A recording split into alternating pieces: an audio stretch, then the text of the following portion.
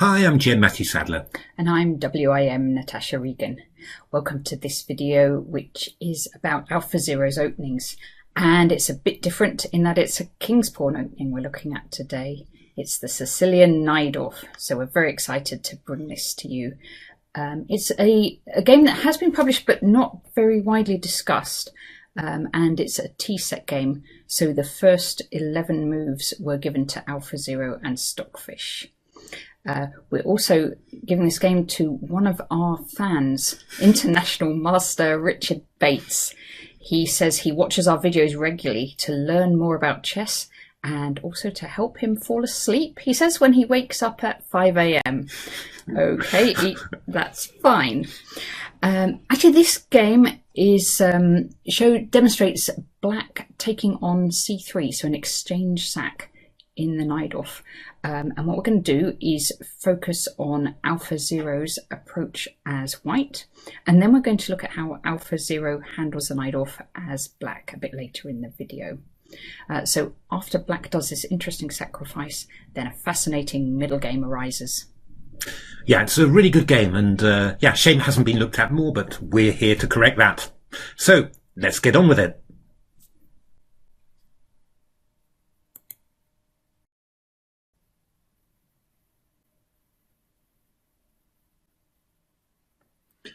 Right, let's have a good look at this game. We start with 1e4, c5, knight f3, d6, d4. And the Najdorf opening I played almost all of my professional career. I really love this opening with black. And here AlphaZero plays the move stipulated by the opening book, so not its own choice here, but interesting move h3. And this move is becoming quite popular. It was played a few times by Bobby Fischer, including a game against none other than Najdorf himself. Yes, that's right. Najdorf played b5 here, actually, which Fischer met with knight d5, and it's a game that I think is in his 60 memorable games. It was a pretty decisive victory. Main theory here: e6, g4, bishop e7, g5, knight fd7, bishop e3. We're still in theory here, but just a little tactical test. Why doesn't black take on g5 here? I'll give you a second or two. And white has a tactical trick here with knight takes e6. Exactly. And after f takes e6, then queen h5 picks up the bishop with an advantage. The dark squares are very weak, and white's got the two bishops. So black carries on with b5, a3, bishop b7, queen d2, and this is the point where the book ends. Yes, and AlphaZero playing white here quite likes this position for white and gives itself a 62.8% expected score from this position. Yeah, it's I think in general it quite likes playing against the Sicilian with 1e4. It likes 1e4, e5 a little bit less for white, or probably thinks that it's pretty drawish. But c5 it always seems to be pretty positive playing against it. So here Stockfish played knight b6. We'll have a look at what AlphaZero did in this position just at the end of the video. So here both computers are out of book now, they're on their own. Exactly, they're on their own. This knight b6 move, to be honest, that would probably be the move that I would choose. And you'll see why it's a very natural Najdorf plan that Stockfish comes up with. So castles queenside, AlphaZero never too worried about castling queenside. And then the knight comes to d7. Again, very flexible position for the knights. And this move king b1, which is actually quite unusual. AlphaZero does characteristically like to get its king a little bit safe. However, lots of humans have in this position played h4. Indeed, yes. Which is a characteristic AlphaZero move, but AlphaZero doesn't choose this plan. No, yeah, it's quite weird, really. But first of all, it's got an idea of what it wants to do, and it's slightly different. So I mean, Stockfish plays rook c8. This is all very typical rook on the half open c file, very typical Najdorf plan. And here AlphaZero plays f4. That's the other big way of attacking the black king side. h4 to h5, h6, or even with g6 is one way. But f4 to f5 is not bad because it's targeting this this square on e6, which is just a little bit sensitive, you know. So because the light squared bishop is on the long diagonal, so not protecting it, and the d pawn's been moved from d7 to d6.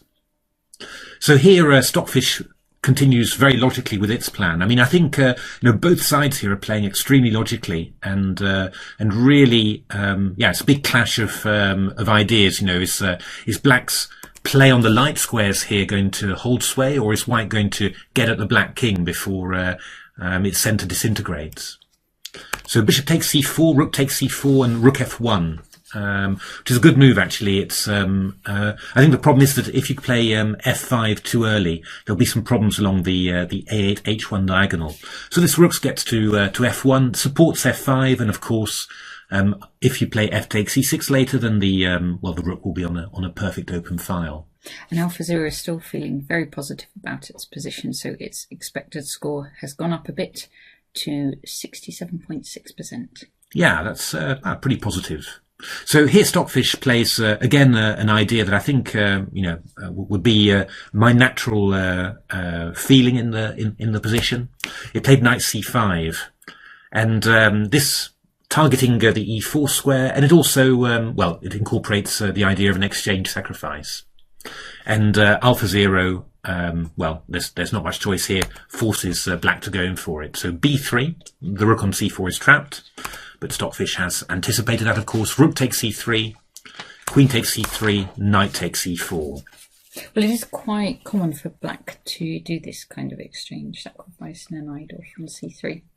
Yeah, I mean, there's loads and loads of classic examples. Petrosian has got a number of famous exchange sacrifices in the Najdorf to his, or in the Sicilian type positions to his credit. And to be honest, you know, after Queen E1, I thought I was pretty sure that Black would be doing fine here. I mean, two bishops, got a central pawn as well for the exchange. And I thought, well, I mean, Black should be able to generate some play, and it'll be quite hard for White to do anything. But somehow, in the position, in the game here, Stockfish didn't manage to do very much, and AlphaZero just seemed to have a very clear plan to improve its position. Essentially, Black's looking pretty good, but it's very hard to find a real way to get further at White's position, whereas White's got all sorts of ideas for expanding on the king side with f5 and h4, h5 and g6 and h6. Of course, in comparison to sometimes when Black does the exchange sacrifice, White's pawn structure is still intact, so hasn't got double pawns here. Exactly. You haven't had to play b takes c3, so your king's, you know, reasonably safe still. In actual fact, I mean, it's something that we've talked about quite a bit, and we mentioned it in Game Changer as well. That one thing that AlphaZero likes to do is often before attacking, it'll take some time just shoring up its king side, making sure its king side is perfectly safe before moving on to the attack. And this is exactly what it does. So Stockfish played g6, maybe a little bit early, but it does stop the move f5 for forever, which is quite an idea. But here, yeah, this is a very nice regrouping now from AlphaZero over the next 4 to 5 moves. So the bishop goes to b2, so obviously pointing towards the black king side, and also covering this c3 square. And well, that c3 square, that's pretty much the main square that Black's got to attack White's king. And well, AlphaZero shores it up even more with rook d3.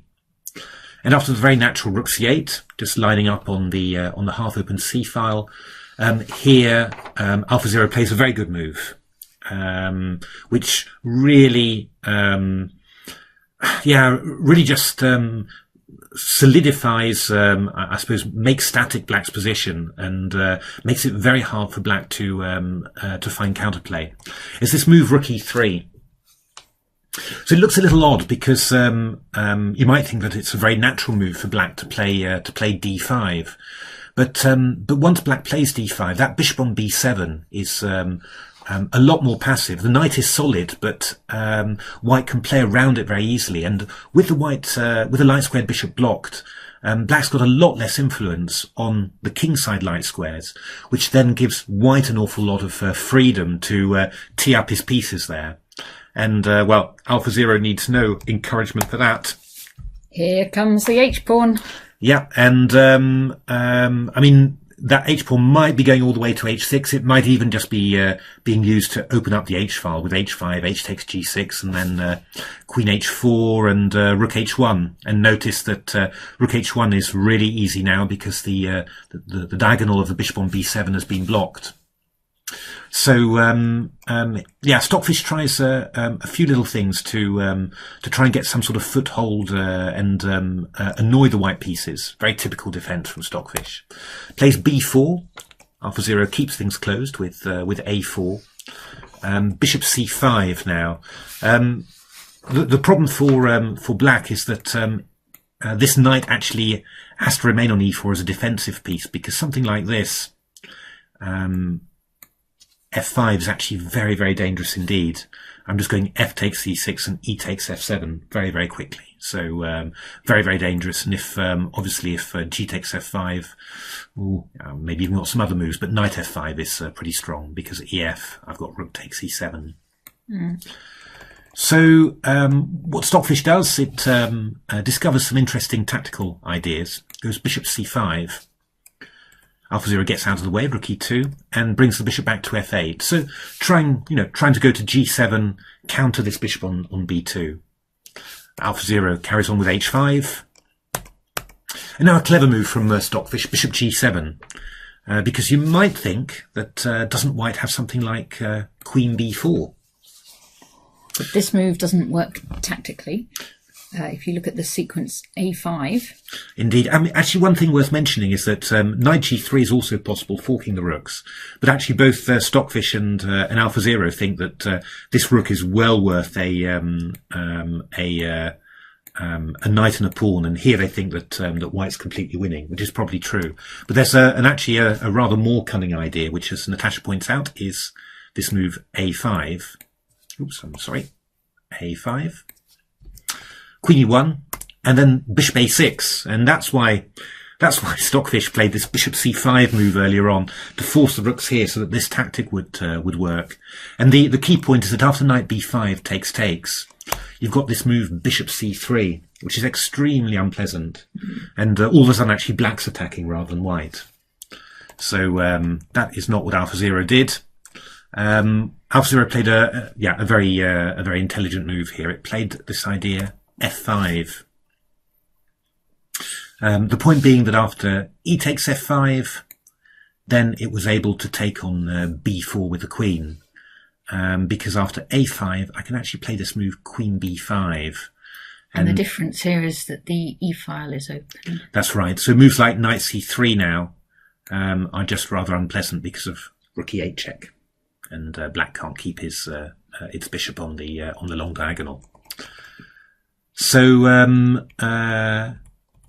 yeah, here, Stockfish went rook E8, rook D1, F4, and there we are, H6. Very characteristic AlphaZero idea. The move we've known to grow and love. Exactly, yes. And the move that that players like Magnus Carlsen seem to be playing an awful lot nowadays. It's a rather difficult decision for black now. I mean, if the bishop stays on the long diagonal, then it's going to get exchanged, and then G7 will be very weak.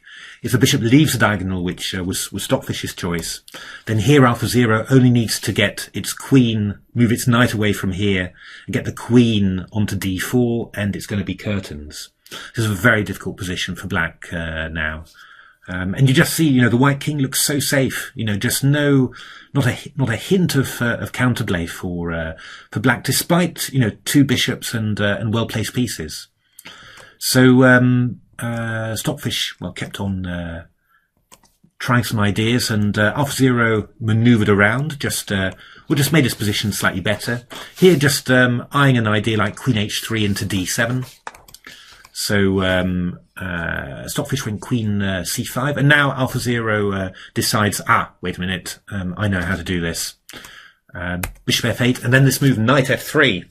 And now AlphaZero really likes its position. It's thinking it's got an expected score of 94%.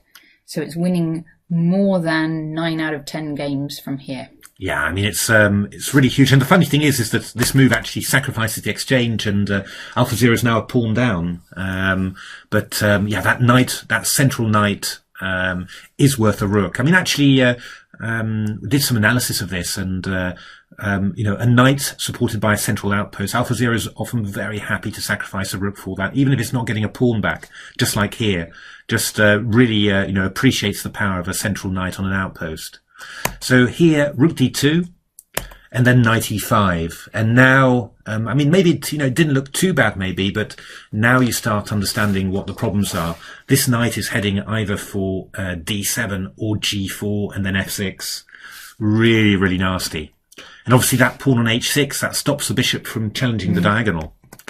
So queen g4, AlphaZero does a little tourism, pawn grabbing tourism, actually, just grabbing the extra pawn. Material's now equal. And then, Stockfish doing everything to knock the queen off the diagonal, but here AlphaZero just had a tiny little tactic. Yes, just White has a tactic. Have a think for a second or two. And White doesn't have to move the queen from here. No, indeed. White can play the tricky knight takes g6. Knight takes g6, indeed. The idea being bishop d4, knight e7, king f8, knight f5. Yeah, Stockfish tries to keep the dark square bishops on, but AlphaZero is having none of it. And this is probably about one of the most beautiful positional results I think you could ever have in this sort of position. Split pawns for black, pawn down, and a bad bishop as well. And they played a few more moves, but here Stockfish resigned.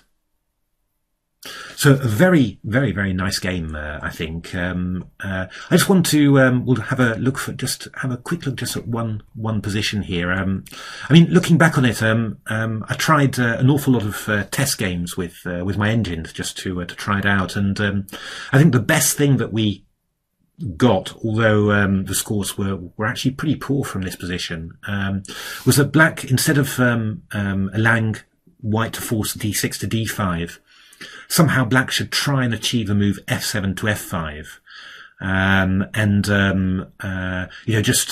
Try and support the knight whilst leaving the diagonal open, but it leaves a lot of weak squares, so it's quite tricky to achieve. I think queen c8 was one idea I was looking at, rook d3, and then a move like f5, but it's rather risky. But I thought that was probably the best. Surprised me enormously, I have to say, how difficult AlphaZero made this position look for black. I mean, really shocked me and surprised me. Because I was really expecting black to be doing pretty well. As promised, I can just show what AlphaZero did on the black side. And AlphaZero actually played, instead of knight b6, it played knight c6, which is the most common human move in this position. And after h4, castles, which Stockfish played, and which is again very common, AlphaZero played quite an unusual move here. AlphaZero played rook to b8. Yeah, it's something that it also did in another variation of the Najdorf, and it's quite quite an interesting idea. The idea just to play b4. For example, if white plays h5, then you could consider a move like b4, and after takes, the rook's defending the pawn here, and you're just starting up your counterplay on the queen side. The game was quite involved. It actually continued. I think knight c5, knight takes c6, takes h6. Strange enough from Stockfish all the way. And then b4, an amazing move from Stockfish, just to stop black's counterplay on the queen side. It was a very eventful game, but eventually it ended in a draw. So there we are. Those games. AlphaZero is white. Really showing some very unusual understanding, and something that surprised me an awful lot to make such a powerful impression in that position where black sacrificed the exchange, and then just here we see what AlphaZero did as black. So, well, keep on watching our videos. There'll be lots more, so many more beautiful games to show. If you haven't subscribed to our channel, remember to subscribe. And if you haven't bought our book, remember to buy the book. Exactly. So thanks very much, and see you until next time.